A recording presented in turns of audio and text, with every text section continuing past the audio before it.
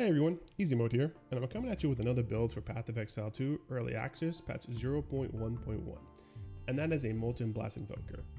I wanted to build a monk character, but I didn't want to play your standard quarterstaff character, as quarterstaff as an archetype is just strong as it is by itself, and I decided, hey, why not let's try maces with Molten Blast. I've been interested in Molten Blast, and it seems like a Path of Exile 2's version of Molten Strike, so I decided let's just put those two together, and this is the build I came up with. So let's just get down to how the build works. Invoker is a really strong ascendancy. It has strong defensive ascendancies such as lead me through grace alongside protect me from harm, that essentially gives you a crap ton of spirit based off your chest piece's energy shield and evasion, and you also get physical damage reduction at the cost of losing some of your evasion. This makes your character pretty tanky with little need to invest into your passive tree for defenses.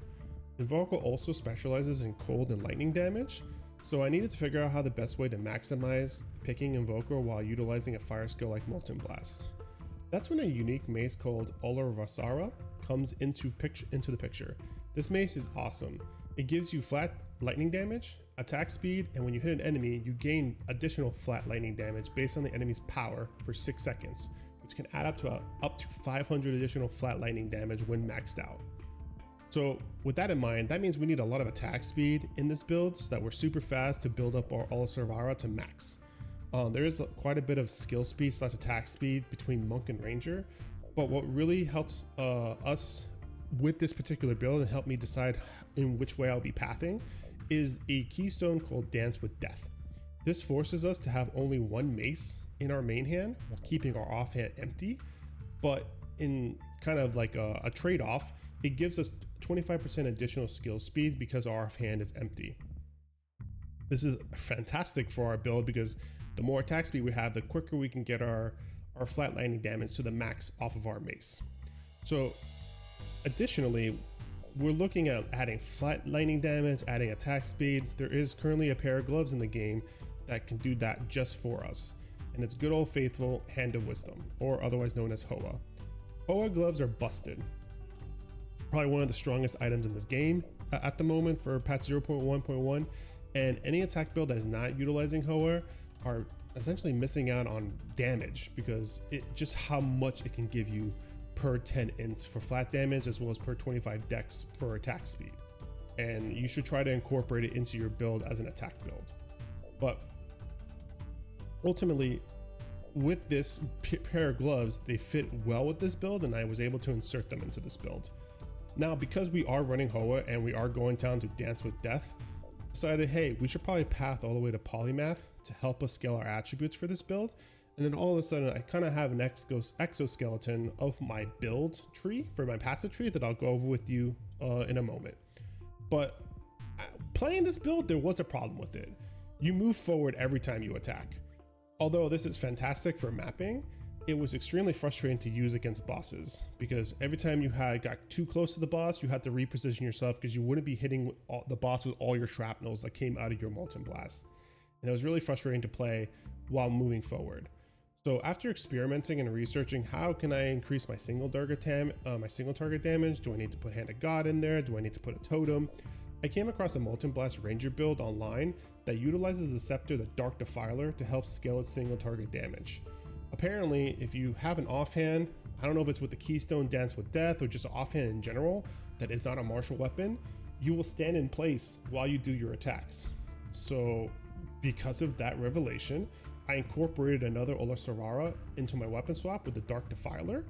This allowed me to utilize weapon swapping and allow me to take advantage of the weapon skill set points. So now my first skill sets are focused around skill speed and attack speed, so I can attack really fast while mapping and being able to clear the screen with it, while my second skill point set was focused on reducing my mana cost as well as magnifying my shock, and I was able to kind of play around with which auras I should be playing on my first weapon set and my second weapon set to do so. The Dark Defiler also provides you 5% more chaos damage per minion you have, and you can utilize the minion pack support gem on your Molten Blast to be able to get 40% additional damage when you take the life of one of your minions. So we're able to incorporate things like skeleton clerics as well as the skeleton warriors that are in the mace itself to be able to get a little bit more damage on top of that, on top of the chaos damage that the scepters are giving us. So let's just kind of jump right into the build. So you'll see here, this is my character, right? I'm level 92, was working my way to 93, but I figured I might as well show the character off here. And one thing you'll notice straight off the bat is I have 220 spirit, and that's due to my chest piece here. It's a pretty good chest piece. It wasn't that expensive. It was kind of a good divine or two, but this pretty much gives me all my spirit needed due to my Ascendency node that I believe was called Lead Me Through Grace. I also have about 66% evasion, and on top of that, it gives me 62% armor because of my other Ascendency node protect me from harm. This makes my character super tanky now because I can incorporate Grim Feast on top of my evasion, on top of my armor, and I can take some hits. As you may have saw, I took one of the hits from the wolf boss in the Iron Citadel there. But because I have all the spirit, I'm now able to play alongside a lot of auras. So you'll see here, these are my skills, and these are my gems, right? I have Molten Blast, Cast When Shock, Herald the Thunder, Wind Dance, Charge Infusion, Combat Frenzy, Grim Feast, Skeleton Cleric, Conductivity, and I have Skeleton Warrior in my mace. And because I have all this spirit, I have 220 without even needing to have it on my necklace or my chest piece here. It allows me to make two separate builds, one for single target and one for mapping. For mapping, I have your very standard auras of Herald the Thunder, Wind Dance, Charge Infusion, Combat Frenzy, Grim Feast. Combat Frenzy allows me to produce frenzy charges whenever I electrocute a monster. I made sure in my Herald the Thunder that I got electrocute as a support in there, so instead of doing lightning damage, or instead of doing shock, excuse me, it does electrocution to that mob, providing me a combat frenzy, or providing me a frenzy charge, excuse me. Charge Infusion allows me to get 10% more skill speed while I have a frenzy charge. So now I have more attack speed while I have frenzy charges on me, and it just consumes them, I think, every 4 or 5 seconds when it comes to Charge Infusion. And Wind Dance gives me evasion, right? Grim Feast, of course, is something that's really good while mapping because it gets you overcap of VS, but this kind of is my mapping setup, right? And you'll notice it's tied to my first weapon here. The minute I switch to my second weapon set, which has the Dark Defiler as well as another one of these Tormented Clubs, I now am incorporating Skeleton Cleric, Herald the Thunder, and Cast on Shock. The Cast on Shock is where I insert my Voltaic Mark as well as Arc, and allow me to increase the magnitude of this particular shock of Voltaic Mark as well as what's providing through Arc, doing damage to the mob. Now, don't worry about this last gem here. This is my weapon swap gem when I am doing bosses, because you need to have inspiration while you're mapping for your Molten Blast, but you also want minion pack when you're doing bosses, because you need inspiration to be on your Cast When Shock, because that's going to be constantly going off as you're shocking the enemy with your Molten Blast. So just kind of quickly go over the skill gems here, and no order of importance here. I think honestly, if there was an importance here, I probably would, this is actually all, in my opinion, all important. Molten Blast contains Scatter Shot, Martial Tempo, Primal Armament, Ricochet, and Inspiration. Now, we are utilizing Ricochet because we want this thing to bounce off of the floor when we have a chance to do so. So you'll see here, I bounce it and it breaks off into a multitude of shrapnels here. So my 3 little Molten Blasts breaks off into that. This allows it to ricochet off of terrain and allows it to do more damage. One thing to note in the tree here, all of my jewels contain projectiles have a chance to chain additional time from terrain. You want this to be 100%. So you'll see here, I took Trick Shot, I have my jewels here. All of this adds up to 100% of ricocheting for this particular Molten Blast. Right now, I only have 80%. Why do I only have 80%? It should be, it's because I'm on the second one here. It's 100% if I switch to my mapping, which is what you want. You want it to be bouncing everywhere while you're mapping. However, you don't really need those nodes for mapping for bossing, because 80% is good enough to be able to do it for bossing. Excuse me, sorry about that.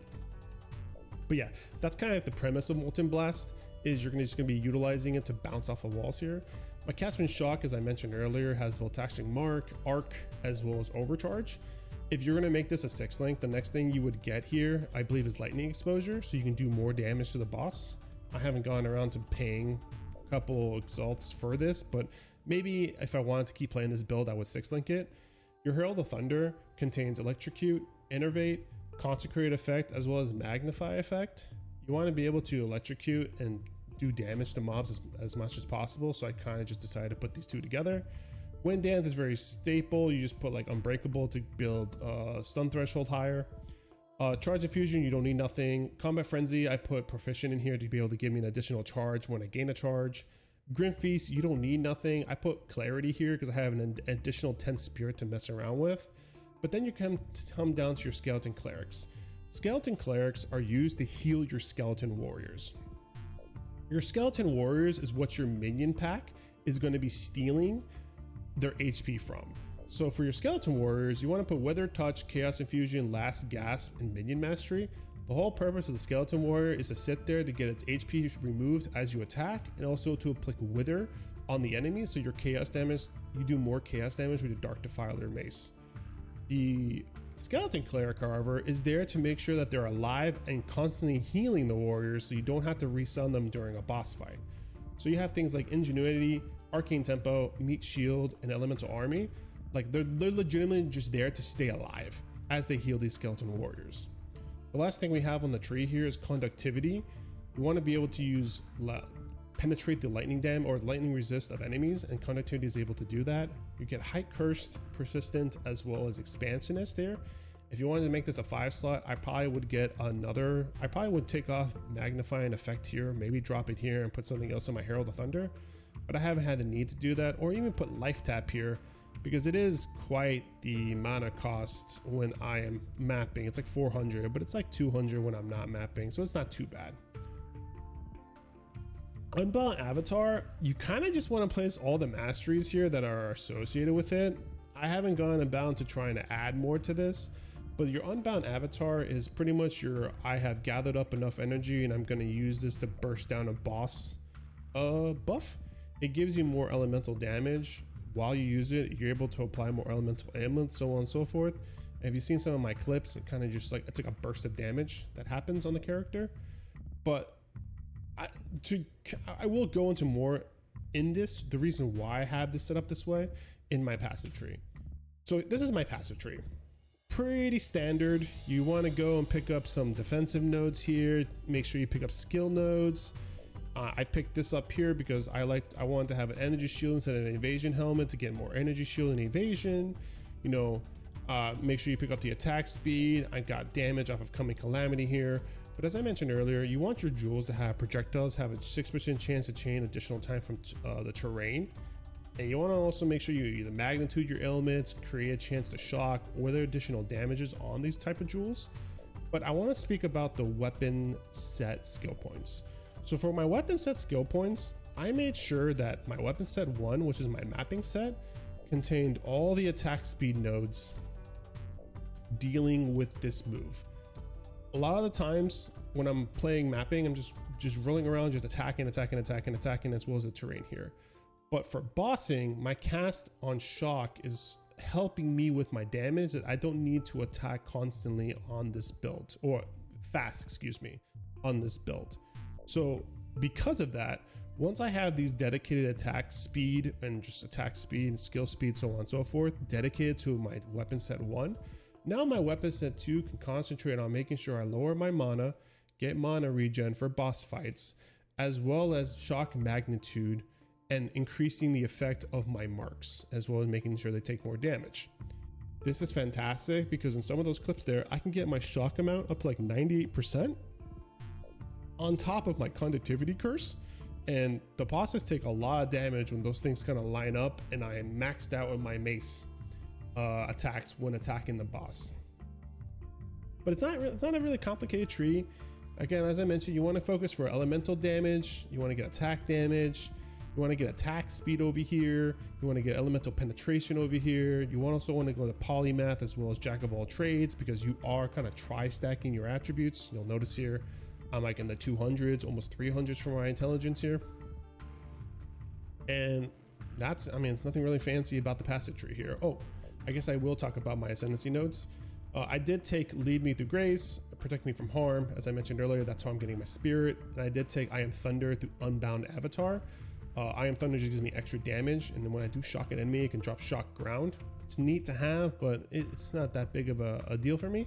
And Unbound, as I said earlier, is a, hey, this is my bursty button that I've gathered while mapping or what have you, right? So let's go over my items.